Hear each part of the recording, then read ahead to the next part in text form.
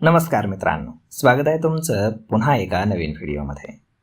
मित्रांनो, भारतीय शेअर बाजारामध्ये गेल्या आठवड्यामध्ये झालेली मोठी पडझड आणि चढउतार गुंतवणूकदारांना चिंतेमध्ये टाकणारा ठरला आहे.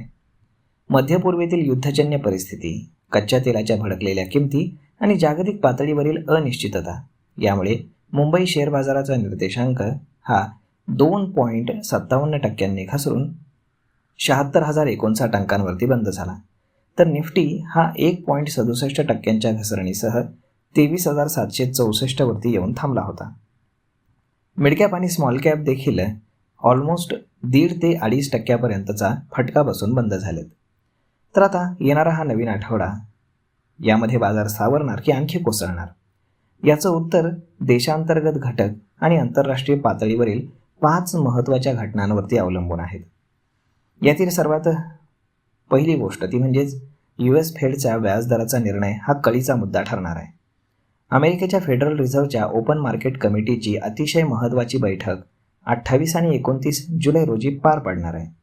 या बैठकीमध्ये व्याजदर 3.50% ते 3.75% दरम्यान स्थिर ठेवले जातील असा अंदाज व्यक्त केला जात असला तरी जागतिक महागाई आणि इंधनाचे वाढते दर या पार्श्वभूमीवरती फेडचे प्रमुख केविन वॉश काय भूमिका घेतात याकडे सर्वांचंच लक्ष लागलेलं आहे.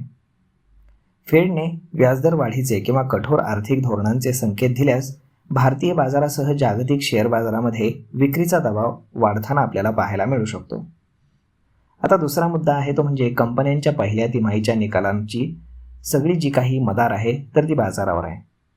तर आर्थिक वर्ष 2026-27च्या पहिल्या तिमाहीच्या आर्थिक कामगिरीचे आकडे जाहीर होण्यास आता जोरदार सुरुवात झाली आहे. L&T, HUL, Bharat electronics, Adani enterprises, IRFC, ITC यांच्यासारख्या दिग्गज कंपन्यांची तिमाही आकडेवारी या आठवड्यामध्ये बाहेर येणार आहे. तज्ज्ञांच्या मते केवळ नफा आणि महसुलाचे आकडेच नव्हे तर आगामी काळातील व्यवसायाबाबत कंपनीच्या व्यवस्थापनाचे काय दृष्टिकोन आहेत यावरती या शेअर्सच्या हालचाली ठरतील. त्यानंतर तिसरा मुद्दा आहे तो म्हणजेच मध्यपूर्वेतील इराण अमेरिका तणावाचा सावट. अमेरिका आणि इराण यांच्यातील जे काही जिओपॉलिटिकल टेन्शन आहे ते काय अजून पूर्णपणे थांबलेलं नाही आहे. अमेरिकेचे राष्ट्राध्यक्ष डोनाल्ड ट्रम्प यांनी थेट लष्करी कारवाई सध्या टाळली असली तरी या भागातील अनिश्चितता अजूनही कायम आहे.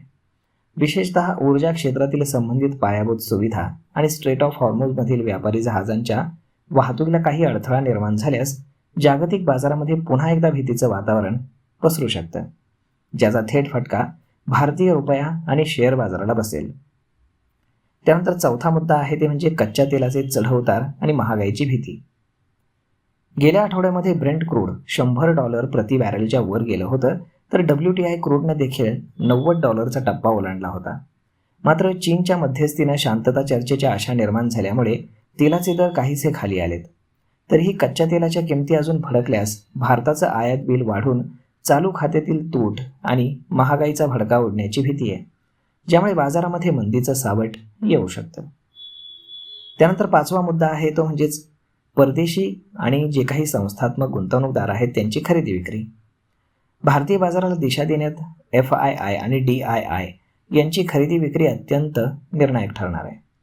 24 जुलैपर्यंतच्या आकडेवारीनुसार 24 जुलैला जे काही संस्थात्मक गुंतवणूकदार आहेत तर त्यांनी 5,453 कोटी रुपयांची मोठी खरेदी करून बाजाराला सावरण्याचा प्रयत्न केला होता.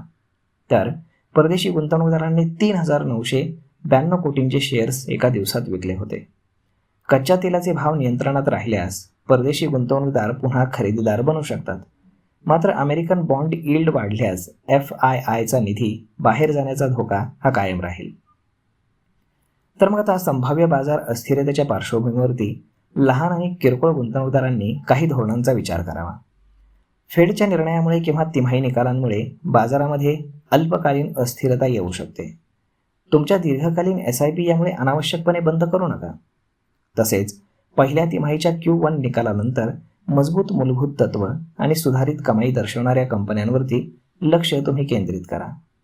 याशिवाय तुमची गुंतवणूक एकाच क्षेत्रापुरती मर्यादित ठेवण्याऐवजी लार्ज कॅप, फ्लेक्सी कॅप या ठिकाणी तुम्ही विभाजित करू शकता आणि तुमची रिस्क मॅनेज करू शकता. तर मग मित्रांनो, अशा पद्धतीने येणाऱ्या या आठवड्यामध्ये 5 महत्त्वाचे घटक आहेत जे शेअर बाजारावरती इम्पॅक्ट करणार आहेत. तर मग मित्रांनो, यावरती आपलं मत काय हे तुम्ही आम्हाला कमेंट करून नक्कीच सांगा. आणि जर हा व्हिडिओ तुम्हाला आवडला असेल तर आपल्या जवळच्या मित्रमंडळींसोबत देखील हा व्हिडिओ तुम्ही शेअर करायला विसरू नका. धन्यवाद.